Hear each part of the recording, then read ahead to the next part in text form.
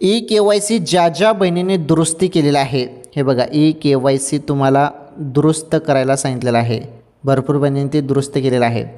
आणि ज्या बहिणीने दुरुस्त केली के-वाय-सी आणि ज्यांचे 3 हप्ते बाकी होते, काही बहिणींचे 6 हप्ते बाकी होते, काही बहिणींचे 2 हप्ते बाकी होते, त्यांना ती रक्कम जी आहे ती रक्कम त्यांना मिळणार आहे. म्हणजे तुमचे जरी 2 महिन्याचे तुमचे जरी 3,000 बाकी असतील तर 3,000 रुपये मिळतील. त्यानंतर 6 महिन्याचे तुम्हाला 6 महिन्याचे तुम्हाला किती मिळतील मग ते, सॉरी 6 आणि 4 महिन्यापासून भरपूर बहिणींना आले नाही, 4 महिन्यापासून ज्या बहिणींना आले नाही त्यांना 6,000 रुपये मिळतील. आणि 3 महिन्याचे बाकी असेल त्यांना 4,500 रुपये वाटप होणार आहे.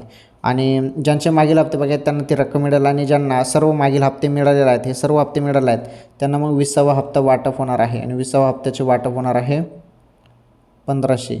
ओके, तर कोणत्या क्षणी वाटप होईल आता, कारण वेळ झालेला आहे. लाडक्या बहिणींनो मोबाईलच्या मेसेजकडे लक्ष द्या, हप्ता वाटप होईल आता.